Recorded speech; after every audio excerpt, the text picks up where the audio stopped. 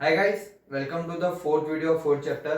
अब पिछली वीडियो जो अपन ने मतलब ज़्यादा एक्सेस होने की वजह से ख़त्म कर दी थी क्योंकि टॉपिक बहुत भारी भारी हो गए थे साथ में, वही अपन कंटिन्यू कर रहे हैं।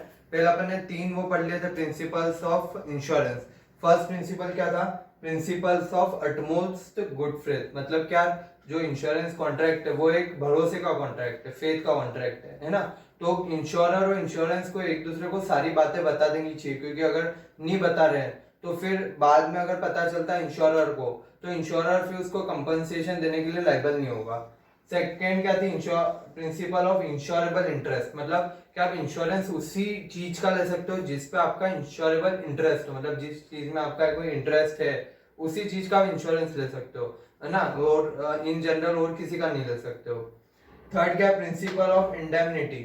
प्रिंसिपल्स ऑफ इंडेमनिटी क्या बोलता था? क्या आप ये जो कॉन्ट्रैक्ट ऑफ इंश्योरेंस है ये प्रॉफिट अर्न करने के लिए नहीं, प्रॉफिट अर्न करने के लिए नहीं, ये के लिए क्या, जो भी लॉस हो रहा है आपका, है ना, तो उससे आपको फिर से उसी पोजीशन पे लाने के लिए जिस पे आप पहले थे। मान लो आज लॉस हुआ 1 करोड़ का, तो आपकी क्या, आप 1 करोड़ रुपए से फाइनेंशियली नीचे हो गए, डाउन हो गए, तो इंश्योरेंस कंपनी क्या करती है, आपको 1 करोड़ रुपए देके आपको फिर से उसी पोजीशन पे जाएगी जितना आप पहले थे जब लॉस नहीं हुआ था तब। ठीक है। अब फोर्थ जो प्रिंसिपल्स है, मतलब ये बहुत इंपॉर्टेंट प्रिंसिपल है और बहुत जगह, मतलब बहुत जगह काम भी आता है इंश्योरेंस पॉलिसी में। अब मान लो क्या हुआ, क्या मेरे मेरे पास एक वो था, स्कूटर था, है ना। तो स्कूटी थी एक्टिवा, है ना। तो वो कितने 60,000 के उसका इंश्योरेंस कराया मैंने, 2-3 हजार का उसका इंश्योरेंस कराया।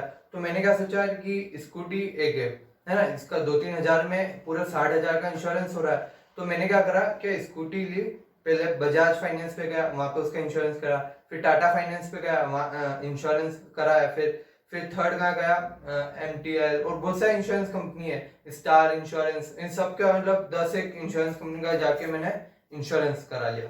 फिर आया मैं घर और क्या करा, गाड़ी को दीवार में दे मारा जानबूझ के। गाड़ी की हालत पूरी खराब करा, उसकी पंजे इधर जा रहा, मैंने पूरा फोटो वोटो खींच लिए और मैंने सब 10 जगह इंश्योरेंस पॉलिसी वालों को भेज दिया। क्या ये देखो, मैं गाड़ी आपके यहाँ से इंश्योरेंस लेके गया, आते आते रास्ते में मेरा एक्सीडेंट हो गया। तो ठीक है, इंश्योरेंस बोला कि ठीक है, हम आते हैं और पूरा देखते हैं इन्वेस्टिगेशन। तो मैंने क्या करा कि सबको अलग अलग टाइम दिया कि ठीक है सर आप आ जाओ, मैं इतने बजे फ्री रहूंगा घर पे, इतने बजे आ जाओ। सबको अलग अलग, मतलब ऐसा नहीं किया कि सब एक ही बार में आ गए, सबको अलग अलग टाइम दिया। फिर क्या हुआ, सब आए कि देखा, हाँ ठीक है सही में एक्सीडेंट हुआ, तो दीवार में भरा गई एक्टिवा, ऐसा सबने देखा। फिर क्या हुआ, क्या बाद में एक कॉल आता है मेरे पास कि सर जो आपने मतलब इंश्योरेंस लिया था, तो हमने जो हमारे उस पे सिस्टम पे चेक करा, तो हमको पता चला कि इस एक्टिवा का हमारे अलावा 9 और जगह इंश्योरेंस है। तो मैं फिर क्या बोलूँ, मैं बोला कि हाँ सर। तो बोले कि सर जो आपको अमाउंट मिलेगा, मतलब 60,000 की एक्टिवा थी, आपको हम 60,000 देने वाले थे, पर 60,000 कैसे मिलेंगे कि हम सब 10 जने मिलके टोटल आपको 60,000 देंगे, है ना। अब वो किस रेशियो में देंगे? अब मैं मान लो मैंने सबसे 60,000 के ही कराया था पूरा इंश्योरेंस, तो सब मेरे को किसे देंगे? क्या 60,000 देना है, 10 जने, तो डिवाइडेड बाय 10 कर लो, तो कितना हुआ? 6,000। तो 6,000 हर एक इंश्योरेंस कंपनी मेरे को देगी, तो टोटल मेरे पास कितना है? 60,000 ही आएंगे, है ना। तो ये क्या, इन्होंने क्या करा, क्या जो आदमी प्रॉफिट मोटिव चल रहा था, क्या 60 × 10 मतलब 6 लाख रुपए आ जाएंगे, तो ऐसा नहीं होगा। वो क्या करेंगे, मैक्सिमम आपका जितना लॉस हुआ है ना, आपको तो इतना ही मिलेगा, और जो 10 कंपनी है ना वो अपना शेयर कर लेंगे, क्या 60,000 डिवाइडेड बाय 10, मतलब हम सब 6,000 इसको देना है। ठीक है, एक बार पढ़ते हैं अपन। ये क्या है, इसका इंडेमनिटी है ना, जो प्रिंसिपल ऑफ इंडेमनिटी, इसका एक कोरोलरी है। कोरोलरी मतलब रिलेटेड या उसका थोड़ा सा कुछ आगे का वर्जन, है ना। तो ये क्या, इंडेमनिटी का होती है प्रॉफिट अर्न नहीं करना है, तो उसको ही मेंटेन करके ये बना है क्या, आदमी अगर ज्यादा इंश्योरेंस ले लेता है, एक ही सब्जेक्ट मैटर क्या एक ही है, वो एक्टिवा मेरी एक ही एक्टिवा थी, उसके लिए मैंने 10 ले लिए, तो अगर एक ही सब्जेक्ट मैटर को ज्यादा इंश्योरेंस ले लेता है तो उसको प्रॉफिट हो जाएगा। तो वो प्रॉफिट हटाने के लिए इन्होंने ये बनाया क्या, प्रिंसिपल ऑफ कंट्रीब्यूशन, है ना। कि अब ये पढ़ते हैं, if a person has taken more than one insurance policy, अगर किसी पर्सन ने एक से ज्यादा इंश्योरेंस पॉलिसी ले रखी है, for the same subject matter, then all the insurers will contribute amount of loss on proportionate basis. मतलब कि अगर आपने किसी एक से ज्यादा इंश्योरेंस पॉलिसी ले रखी है एक ही सब्जेक्ट मैटर पर, देन ऑल द इंश्योरर्स, मतलब जितने भी इंश्योरर्स है, मतलब insurance company, will contribute amount of loss, मतलब जो भी आपका अमाउंट ऑफ लॉस हुआ है वो आपस में बांट लेंगे प्रोपोर्शनेटली, मतलब उनका डिसाइड रहेगा इस रेशियो में अपन सब बांट लेंगे ये, ठीक है। इसका एक एक्सेप्शन है, उसका एक्सेप्शन क्या है, ये आता है क्वेश्चन, क्या exception of principles of contribution क्या है, वो है लाइफ इंश्योरेंस। जो आप लाइफ इंश्योरेंस रहता है वो आप मतलब अगर 10 कंपनियों से कराया ना तो 10 कंपनियां पूरे पूरे रुपए देगी, ऐसा नहीं है क्या वो फिर आपस में मिला के देगी। क्यों? क्योंकि जो लाइफ है, मतलब एक बंदे की, एक पर्सन की लाइफ, उसकी वैल्यू क्या है। आप जैसे अगर अपन एक्टिवा देखते हैं तो एक्टिवा की तो आप वैल्यू निकाल सकते हो 60,000। अगर आप फैक्ट्री देखते हैं, फैक्ट्री की वैल्यू निकाल सकते हैं 1 करोड़ रुपए। भाई जो इंसान की लाइफ गई है उसकी वैल्यू क्या है, उसकी वैल्यू तो मतलब इन्फिनिटी यार, उसकी वैल्यू आप कभी अंदाजा नहीं लगा सकते, इतनी वैल्यू उस आदमी की, ठीक है। तो अब क्या हुआ यार, लाइफ इंश्योरेंस के केस में आप पता ही नहीं कर सकते कि उसकी वैल्यू कितनी है, उसको लॉस कितना हो, उसकी फैमिली को उसके जाने से वैल्यू मतलब लॉस कितना हो यार निकाल ही नहीं सकते हो। तो लाइफ इंश्योरेंस में क्या होता है कि आपको जितना भी पूरा सम अश्योर्ड है हर एक कंपनी को देना पड़ेगा, क्योंकि इसमें जो अमाउंट ऑफ लॉस है ये इंफिनिटी है, तो आप मतलब पता ही नहीं कर सकते उसका लॉस कितना हुआ है। तो एक्सेप्शन है वो उसका का प्रिंसिपल ऑफ कंट्रीब्यूशन का। अब उन्होंने एक फॉर्मूला बनाया कि यार अगर ऐसा होता है तो अपन किस फॉर्म मतलब किस बेसिस पे आपस में शेयर करेंगे, ठीक है। अब अपन देखते हैं, मान लो कि अपन एक वो है एक्स है, इसने ए बी सी और D, A B C D से एक उसकी फैक्ट्री थी, उससे फायर इंश्योरेंस लिया इसने, है ना। तो इससे लिया 100 करोड़ का, इससे लिया 50 करोड़ का, इससे लिया 25 करोड़ का, इससे लिया इसने 125 करोड़ का मानते हुए, ठीक है। इनसे इस इतने इतने अमाउंट का इंश्योरेंस लिया है और इस पे प्रीमियम पे कर रहा है। तब हुआ क्या, लॉस हुआ। लॉस कितने का हुआ, 1247705, ठीक है। तो इसको अब क्या होता है, लॉस होता है मान लो अपन, तो इसको मान लो फायर लगी, फायर लगी फैक्ट्री में, तो लॉस कितना हुआ, 120 करोड़ का लॉस हो गया। अब ये गया पहले यार ए के पास कि सर मेरे को 120 करोड़ रुपए का लॉस हो गया है, मेरे को कंपनसेशन चाहिए। फिर गया बी के पास, सी का, डी का, सबको बोलता है। तो सब अब क्या हुआ, सबको बोल तो दिया उसने, बोला ठीक है हम देखते हैं, इन्वेस्टिगेट मतलब करते, पता करते, इन्वेस्टिगेट करते हैं और फिर हम आपको वो रुपए दे देंगे। फिर इन्होंने इन्वेस्टिगेशन करी तो इनको पता इनका एक पोर्टल रहता है, मतलब कॉमन पोर्टल रहता है जिसमें ये सब डिटेल रहती है। तो अगर बजाज फाइनेंस के पास जो इंश्योरेंस आपने करा है तो वो टाटा वालों को भी पता रहता है कि यार बजाज वालों ने इस चीज का इंश्योरेंस कर रखा है ना। तो आपस में वो चेक करते रहते हैं कि ऐसा नहीं हो कि यार जो इंश्योर्ड है वो हमारे साथ कुछ गलत कर ले, ठीक है। तो ये क्या हुआ, लॉस हुआ 120 करोड़ का। अब ये जो एक्स था वो हर जगह गया, उसने क्लेम डाल दिया कि इतना ना क्लेम है। अब फिर इन्होंने अपने पोर्टल पे चेक करा तो इनको पता चला है 4 जगह है टोटल। अब ये किस रेशियो में शेयर करेंगे जो लॉस हुआ है ना। अभी इनको तो क्या है, इसको जो एक्स है इसको टोटल कितना मिलेगा, 120 करोड़ ही मिलेगा। क्यों?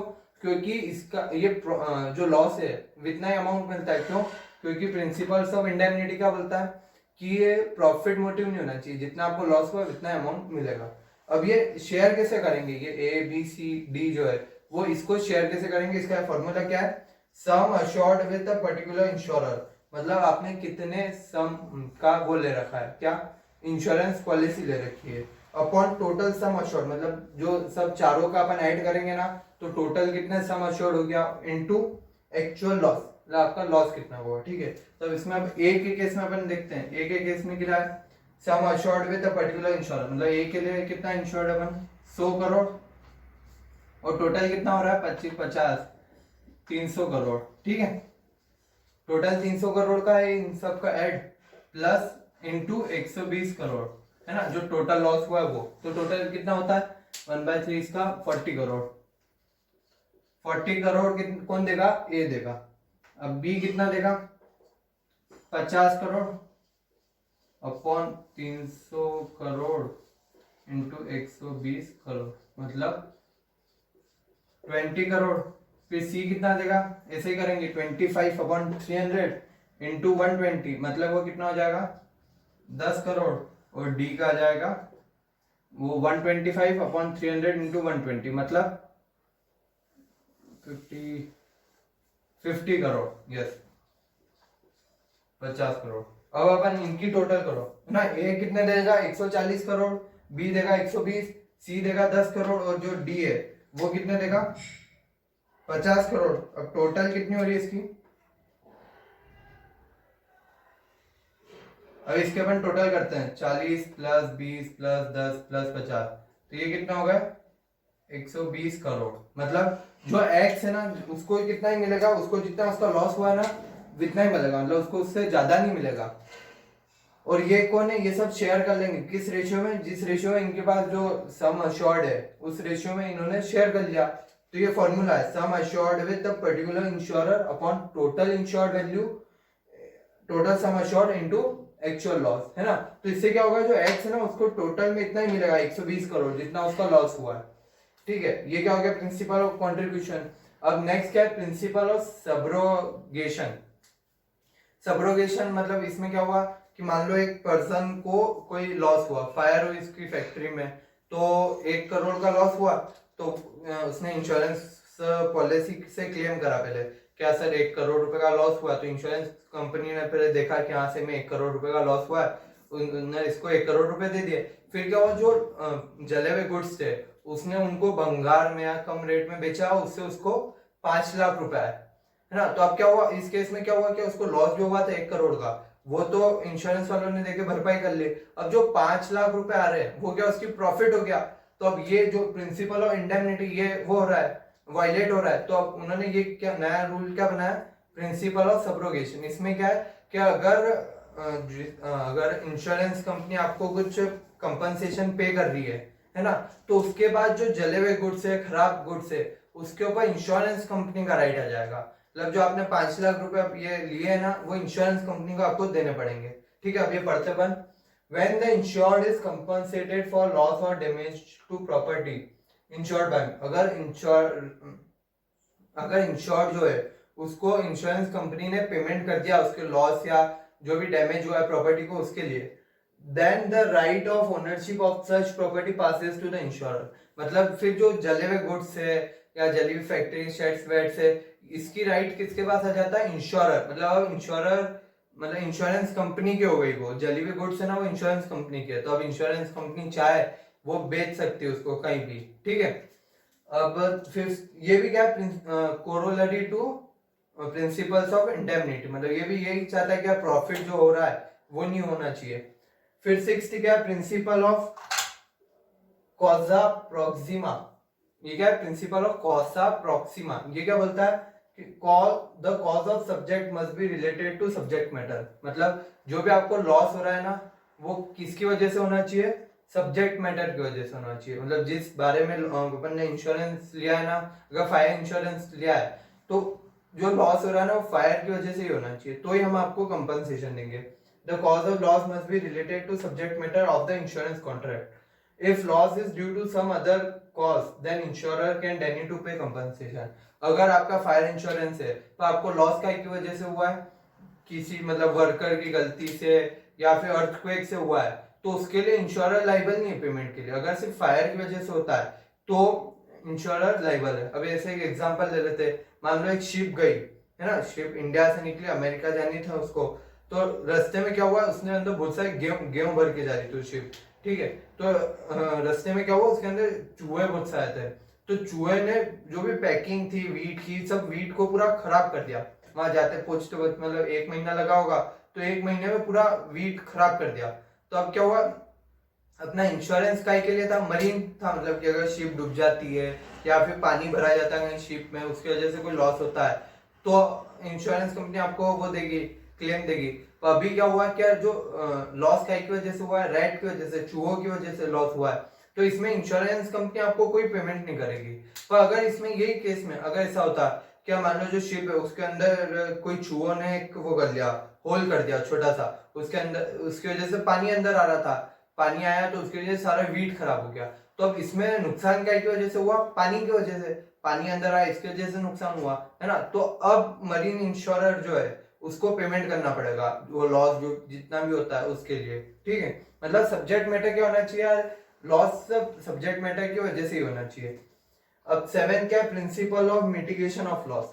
मिटिगेशन ऑफ लॉस मतलब क्या, जो आपने मतलब अगर इंश्योरेंस ले लिया, मान लो मैंने इंश्योरेंस ले लिया, अब क्या हुआ फैक्ट्री पे आग लगी, तो अब मैं ऐसा नहीं यार ठीक है मैं खड़ा हूँ आग देख रहा हूँ कि ठीक है जो भी नुकसान होगा इंश्योरेंस कंपनी तो दे ही देगी, मेरे को काहे की दिक्कत है ना। तो फिर इंश्योरेंस कंपनी क्या बोलती है कि नहीं, आपको अपनी जो प्रॉपर्टी है, जो इंश्योरेंस जिसके लिए आपने इंश्योरेंस ले रखा है, उसकी केयर ऐसे ही करनी पड़ेगी जैसे आपने अगर इंश्योरेंस नहीं लेते तो करते। अगर इंश्योरेंस नहीं लिया होता तो आप जाके पानी फेंकते, फायर ब्रिगेड बुलाते, फायर एक्सटिंग्विशर रखते, है ना। तो आपको पूरा केयर रखना है कि यार अगर फायर लगती है तो आप जैसे अगर इंश्योरेंस नहीं होता वैसे ही एक्ट करो, अगर इंश्योरेंस है तो भी। तो वो क्या बोलते हैं कि अगर फायर आपने इंश्योरेंस ले रखा है तो भी ऐसा नहीं कि आप फायर एक्सटिंग्विशर फैक्ट्री में है ही नहीं, क्यों नहीं है कि अब ये फायर इंश्योरेंस ले रखा है तो फुकड़ का खर्चा करके क्या मतलब। तो ऐसा नहीं है, आपको पूरे पूरे वो केयर करनी है उसकी, है ना। ये क्या बोलता है, the insured must take care of his property और सब्जेक्ट मैटर ऑफ इंश्योरेंस। मतलब जो इंश्योर्ड है ना, इंश्योर्ड है उसको प्रॉपर्टी या जो भी सब्जेक्ट मैटर है इंश्योरेंस का, उसके लिए क्या करनी है, टेक केयर करनी है, उसकी केयर करनी है in same manner as he would take care without taking insurance.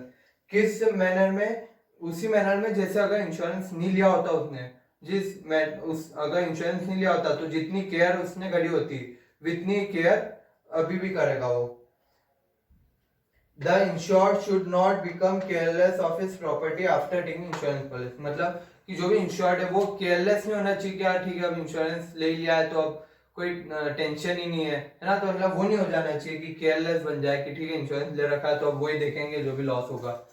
तो ये हो गया प्रिंसिपल्स ऑफ इंश्योरेंस। कितने टाइप के थे, 7 टाइप के थे, जो 3 अपन ने पिछली वीडियो में पढ़े, 4 ये इस वाली वीडियो में पढ़े हैं। अब नेक्स्ट वीडियो में अपन पढ़ेंगे कि यार टाइप्स ऑफ इंश्योरेंस, मतलब जैसे अभी अपन ने नाम सुना ही, क्या लाइफ इंश्योरेंस है, फायर इंश्योरेंस है, मरीन इंश्योरेंस है और एक और टाइप का इंश्योरेंस है ना, 4 टाइप के होते हैं। ये अपन अब नेक्स्ट वीडियो में पढ़ेंगे कि यार टाइप्स ऑफ इंश्योरेंस क्या होते हैं। ठीक है, थैंक यू।